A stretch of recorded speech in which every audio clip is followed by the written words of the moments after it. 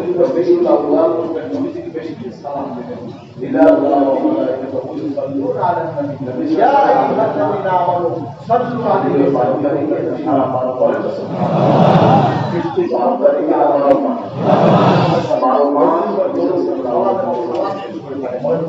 সারা জীবন নবীজির আলোচনা করবে, বংশ পরস্পরায় নবীজির আলোচনা করবে। বলেন সুবহানাল্লাহ।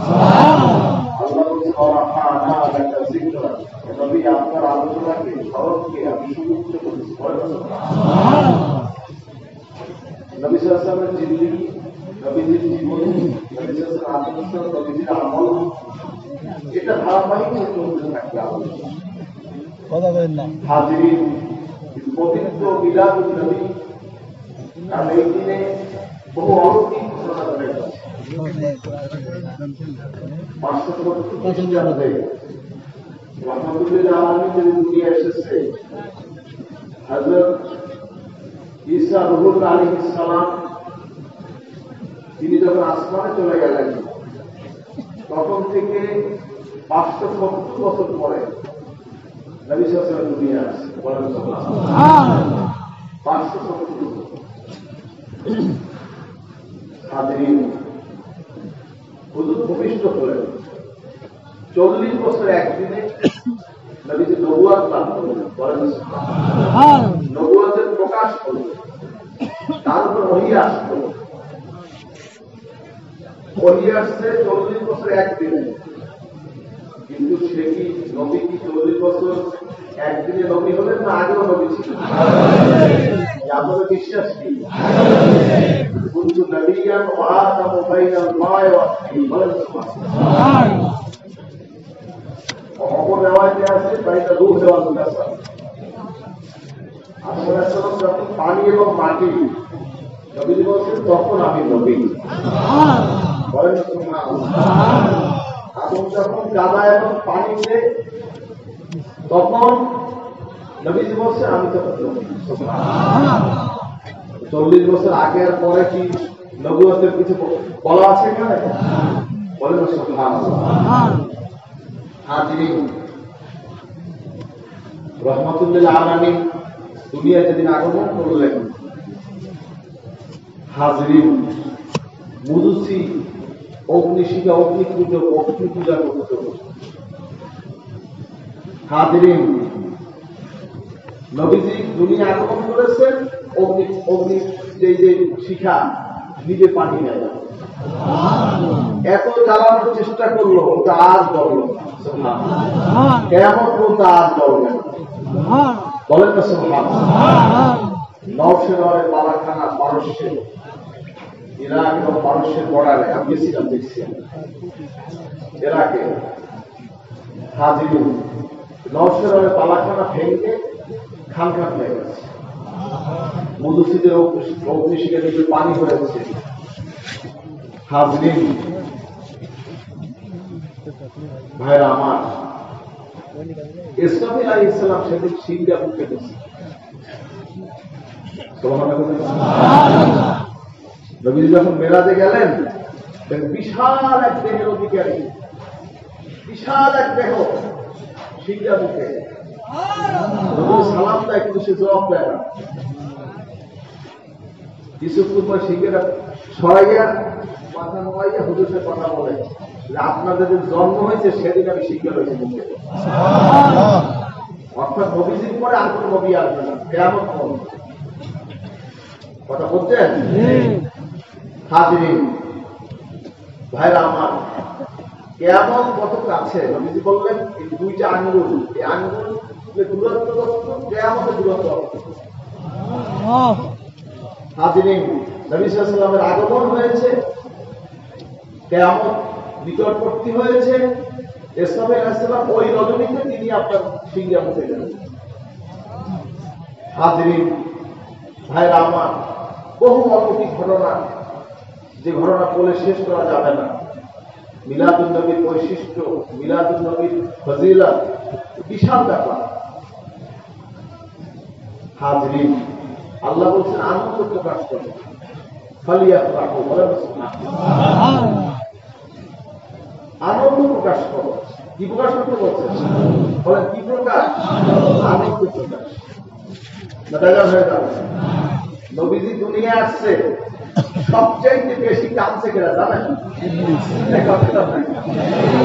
এমন বই দিয়ে কাঁদছে, এমন কাঁদছে অঝোর নয়নে করুণ সুরে, মারাত্মক ব্যাপার।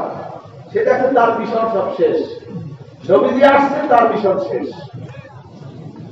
হাজিরিন, ইহুদিরা নবীজি উল্টাই ভাবে দেখতে চাইছে। হুজুর ছোট ছোট শিশু মানুষ হুজুরকে উঠে দেখতেছে। ইহুদিদের চোখে পানি, যে আমাদের তো কাজ শেষ, মোহাম্মদ রাসূলুল্লাহ চলে আসছে, আমাদের কাজ শেষ। এ তো শেষ জামানার নবী, এ তো রহমতুল্লিল আলামিন। এর নাম তো আহমদ, এর বাবা তো আব্দুল্লাহ, এর মাতা তো আমেনা, এ তো হাশিমি কুরাইশি। বলে তো সুবহানাল্লাহ। আল্লাহ পাক আমাদেরকে আনন্দিত করেছেন, আমাদেরকে আনন্দ প্রকাশ করতে হুকুম করেছেন। বলে তো সুবহানাল্লাহ। একদম ভাই আছে মিলাদুন নবীতে আনন্দ করবেন, বোঝেন নাই? কোরআন আয়াত তো এটা এমন ভাবে মানসুখ হয়ে গেছে, এমন ভাবে কার্যকরিতা শেষ হয়ে গেছে। কোরআনে আয়াত নাজিল হয়েছে, কিছু আয়াত মানসুখ হয়েছে না? হুকুম আয়াত তেলাওয়াত করলে সওয়াব পাইবেন, হুকুমটা পালন করতে হবে। কি বলবো না? হাজিরিন ভাইরা আমার, এই আয়াত মানসুখ হয় না বাবা। তুমি কি উদ্দেশ্যে বলছো যে কেন আনন্দ করবো না আমরা?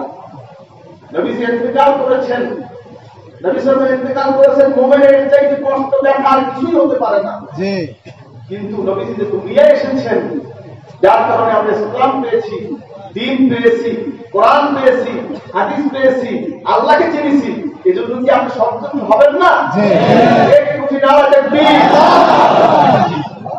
হাজিরিন, নবীজির আনন্দ প্রকাশ করবেন। হুজুরের আগমনের এই বার্তা যুগে যুগে নবীরা প্রচার করেছে, যুগে যুগে।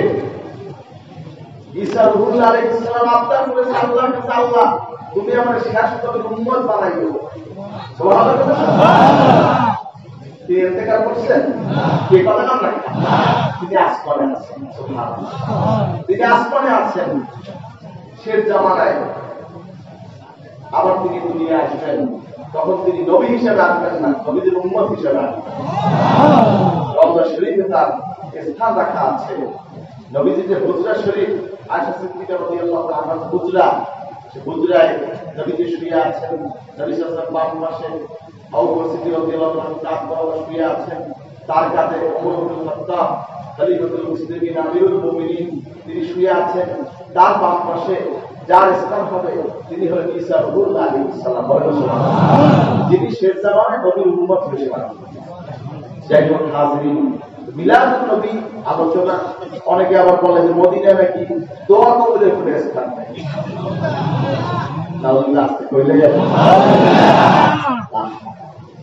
মদিনায় যদি দোয়া কবুল না হয়, দোয়া কবুল কোথায় হবে? আল্লাহ কাছে সুপারিশ তো নবীই করবেন।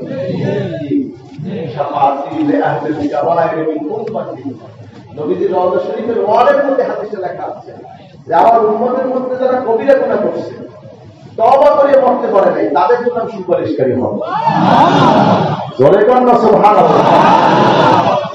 হাজিরিন ভাইরা আমার, যাই হোক মদিনা শরীফে দোয়া কবুলের স্থান। ওয়ালাউ আন্নাহুম ইযলামু আনফুসাহুম জাউকা ফাস্তাগফিরুল্লাহ ওয়া আস্তাগফারা লাহুমুর রাসূল লাওয়াজাদুল্লাহা তাওয়াবার রাহিমা। ওয়া সুবহানাল্লাহ।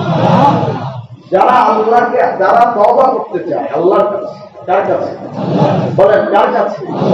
যারা আল্লাহকে তওবা করতে চায়, নবী যদি তাদের জন্য সুপারিশকারী হয়, সুবহানাল্লাহ, নবী যদি সুপারিশকারী হয় তাদের জন্য, আল্লাহ পাক তাওয়াবার রহিম মেহেরবান। বলেন সুবহানাল্লাহ। দয়ালু এবং ক্ষমাশীল কে? বলেন দয়ালু ক্ষমাশীল কে? তাওয়াব কার সিফা? রহিম কার সিফা? বলেন তো সুবহানাল্লাহ। হ্যাঁ আমার হাজিরিন, মদিনায় নাকি দোয়া কবুলের কোন দলিল তারা পায় না। আমি যে আয়াতটা বললাম, আপনি এখন এটা উল্টে গেছেন। হাজিরিন, এক বেদুইন তাফসীর ইবনে কাসির, যে কিতাবটা আহলে হাদিস বলেন, সুন্নি বলেন, আলিয়া বলেন, কওমি বলেন, দেওবন্দি বলেন, যার যত প্রকার আছে সকলে কিন্তু এই তাফসীরটা মানে। তাফসীর ইবনে কাসির, তাফসীর কি বলেন?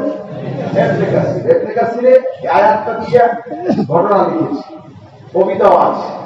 রওজা শরীফের সামনে একটা শের লেখা আছে, ইয়া খায়রা মান দুফিনাত বিল কায় আযমহু ফাতাবা বিন বিহিনাল কাওলু নাফসিল ফিদাউ লিকবরিন আনতা সাকিনুহু ফীহিল আফাক ওয়া ফীহিল জুদ ওয়াল কারাম। বলেন সুবহানাল্লাহ। কত সুন্দর কবিতা। বেদুইন, এক বেদুইন আসছে মদিনা শরীফে, খবর পেয়েছে নবীজি যদি আল্লাহর কাছে তওবা করতে চায়, নবীজির কাছে যদি আসে, নবীজি তাকে সুপারিশ করে, আল্লাহ তাকে ক্ষমা করে দিবেন। হাজিরিন, এই আশায় এই খেয়ালে চলে আসছে মদিনা শরীফে। সুবহানাল্লাহ। আয়েশা রাদিয়াল্লাহু আনহা নবী সাল্লাল্লাহু আলাইহি ওয়াসাল্লাম হয়ে গেছে, হুজুর দুনিয়ায় নাই। হাজিরিন, এরপরে সে কান্নাকাটি করতেছে, আয়াত তেলাওয়াত করতেছে, ওয়ালাউ আন্নাহুম ইয যালামু আনফুসাহুম জাআ'ু ফাস্তাগফিরুল্লাহ ওয়া আস্তাগফারা লাহুমুর রাসূল লাওয়াজাদুল্লাহ তাওয়াবার রহিমা। এই আয়াত পরে আর কাম নেই। কান্নাকাটি করতেছে, অঝোর ধারায় চোখে পানি করছে, কোন আওয়াজ নাই। উদ্দিন নামের এক লোক আসমানের সোফার বারান্দায় শুয়ে আছে। হাজিরিন, এরপরে কবিতা আবৃত্তি করছে, শের পড়ছে, কাঁদছে, আল্লাহকে মাপ চাচ্ছে, নবীজিকে ওসিলা করেছে। হাজিরিন, উদ্দিন নামক ওই লোকটা ঘুম থেকে হঠাৎ ভেঙে গেছে। ওই বেদুইন বের হয়ে যাচ্ছে, হঠাৎ করে বেদুইন ডাকে, যাই সড়ক খবর আছে। নবীজি তাকে দেখাইল, উনি তন্দ্রার মতন করলেন। নবীজি তাকে বললেন, ইয়া উদ্দিন ফাবাশশির আন্নাল্লাহ কাদ গাফারা লাহু, তুমি তাকে সংবাদ দিয়ে দাও, সুশান, তুমি তাকে সংবাদ দাও, আল্লাহ পাক তাকে ক্ষমা করে দিয়েছে। বলেন সুবহানাল্লাহ। দোয়া কবুল হয় না বলে মদিনায়? কি ভাই কথা কাম না? দোয়া কবুল মদিনায় হয় না? দরুদ শরীফ পড়লে যেই মজলিসে দরুদ পড়া হয় না, সেই মজলিসে দোয়া কবুল হয় না, চূড়ান্ত অবস্থা থাকে। নবীজির উপরে দরুদ ছাড়া, নবীজির উপরে দরুদ ছাড়া কোন দোয়াই কবুল হয়। সুবহানাল্লাহ। বলি কিন্তু মদিনায় দোয়া কবুলের স্থান। এই লোকটা কি জ্ঞানী লোকের মতো কথা বললো না মূর্খের মতো কথা বললো? বলেন কিসের মতো কথা বলছে?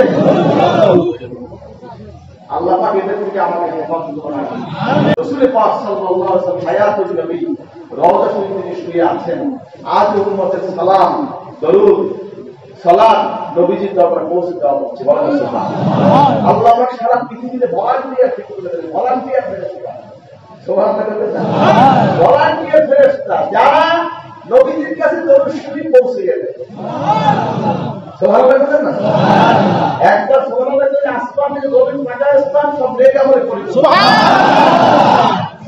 হাজিরিন ভাইরা আমার, নবীর উপর বেশি বেশি দরুদ পড়বেন, নবীজিকে বেশি বেশি সালাম দেবেন। ইন্নাল্লাহা ওয়া মালাইকাতাহু ইউসাল্লুনা আলান নবী ইয়া আইয়ুহাল্লাযীনা আমানু সাল্লু আলাইহি ওয়া সাল্লিমু তাসলিমা। বলেন সুবহানাল্লাহ।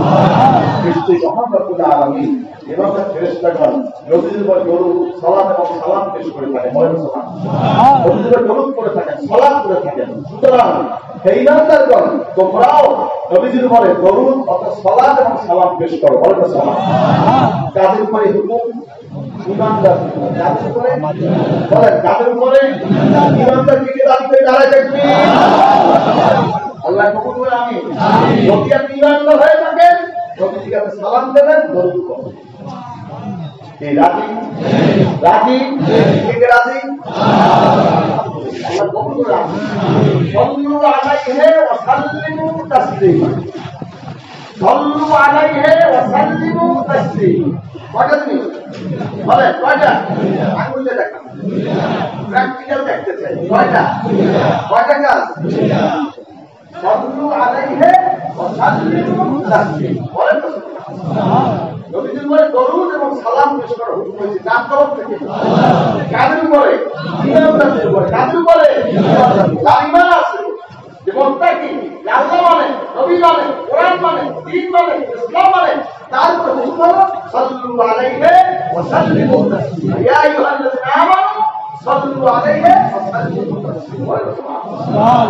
এই সহজ কথা না, নামাজ পড়েন, রোজা রাখেন, হজ করেন, যা কিছু করেন, দান করেন, খয়রাত করেন, দরুদ শরীফ পড়বেন, কবুল হয়ে যাবে ইনশাআল্লাহ। আল্লাহর কাছে একটু চাইছেন সাল্লাল্লাহু আলাইহি ওয়াসাল্লাম, এত কি বলবো হয়ে যাবে। আল্লাহুম্মা সাল্লি আলা সাইয়্যিদিনা মুহাম্মাদিন হয়ে যাবে। আল্লাহুম্মা সাল্লি আলা সাইয়্যিদিনা নাবিয়্যিনা ওয়া শাফিয়্যিনা ওয়া হাবিবিনা মাওলানা মুহাম্মদ সাল্লাল্লাহু আলাইহি ওয়া আলিহি ওয়া সাহবিহি হবে। দরুদ ইব্রাহিম হবে। দরুদ কি শুধু কি দরুদ ইব্রাহিম? বলেন তো শুধু কি দরুদ ইব্রাহিম? বহু দরুদ আছে। সুবহানাল্লাহ। শুধু সাল্লাল্লাহু আলাইহি ওয়াসাল্লাম পূর্ণ হয়ে যাবে। সুবহানাল্লাহ। এখানে কি দরুদ আছে, সালাম আছে। সাল্লাল্লাহু আলাইহি ওয়াসাল্লাম। সুবহানাল্লাহ। হাজির ভাইরা আমার, কথা হচ্ছে এগুলো নিয়ে বাড়াবাড়ি করা, এগুলো নিয়ে হিংসা করা, ফাসাদ করা, এগুলো আমি পছন্দ করি না। আমার দাদা হুজুর বাবা হুজুর আমার হুজুর বিশ্বাস করে রহমাতুল্লাহ আলাইহি বলতেন, বাবা এই মিলাদ নিয়ে কিয়াম নিয়ে বাড়াবাড়ি করবা, বাড়াবাড়ি করবা। এই মিলাদ নামটা লইয়া হিংসা। সিরাত যারা করেন সেখানে আপনি নবীর জন্মবৃত্তান্ত বলেন না? নবীর যদি জন্ম না হয়, মিলাদ না হয়, তো সিরাত আপনি করতে কথা বলেন না কেন? বললাম না মালয়েশিয়ার মাওলুদ রাসূল, মাওলুদ রাসূল মালয়েশিয়ায় মিলাদুন নবী আমরা বলি না, মিলাদুন নবী সাল্লাল্লাহু আলাইহি ওয়াসাল্লাম মাহফিল বলি না, কি বলে কিনা? আর সেখানে কি মাওলুদ রাসূল নাম দিয়ে তারা প্রোগ্রাম করে। সেখানে আমাদের বাংলাদেশি বক্তা যারা এই মিলাদ বিরোধী, মানে মিলাদুন নবী বিরোধী যারা, তারা আবার সেখানে থেকে মাওলুদ রাসূলের ব্যানারে লইয়া আপনারা সেখানে প্রোগ্রাম করে দিয়ে সুবিধাবাদী বক্তা কি আছে কি না? হাজিরিন ইনশাআল্লাহ লাগবে, ঘুরে আসবা, সবাই আসবা ইনশাআল্লাহ। সময়ের ব্যাপার, আমাদেরকে ভুল বুঝতেছো। ইনশাআল্লাহ আল্লাহ তোমাদেরকে সরকারের তৌফিক দেন, ফিরে ইনশাআল্লাহ আসবে। হক আকীদা, হক সিলসিলা, হক পিছনে ফিরে আসতে হবে ইনশাআল্লাহ, আসতেই হবে ইনশাআল্লাহ।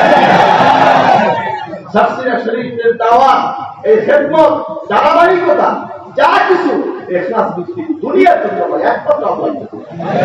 আলহামদুলিল্লাহ, আল্লাহ শুকরিয়া। আমার বিশ্বাস করে রহমাতুল্লাহ আলাইহি আপা জান তার কাজে কোনো ভুল হয়েছে কিনা আমার কাছে আমি এখন তো বলেন করছে, আমরা না কত বিচক্ষণ ছিলেন সুবহানাল্লাহ। হাজিরিন, যাই হোক, হুজুরের কোনো কাজে ভুল হয়েছে বলে আমার সামনে বলেন। অর্থাৎ বিশ্বাস হুজুর জীবনে যত কাজ করেছে, আমি হুজুরের সাথে, আমি হুজুরের সাথে সারা জীবন, আমার এই পয়সা আমি হুজুরের সাথেই ছিলাম সারা জীবন। হাজিরিন, ইন্তেকাল এক মুহূর্ত পর্যন্ত, যখন হুজুর আল্লাহর দরবারে চলে গেলেন, যখন জিকির জারি হয়ে গেল, জিকির করতেছেন, জিকির করতে করতে যখন মিষ্টি হাসতে চলে গেলেন, তখন হুজুরের পাশে। হাজিরিন, হযরত বিশ্বাস রহমাতুল্লাহ আলাইহি জীবনে যত কাজ করে, সরসিনা মসজিদ বলেন, স্টেজ বলেন, এবার এবার যে বিভিন্ন বিষয় হুজুর নবী সাল্লাল্লাহু আলাইহি ওয়াসাল্লামকে দেখে ইশারা পাইয়ে কাজ করে। সহজ জিনিস, আপনার জিনিসটা হালকা মনে করতে পারে, জিনিস সহজ না। আল্লাহ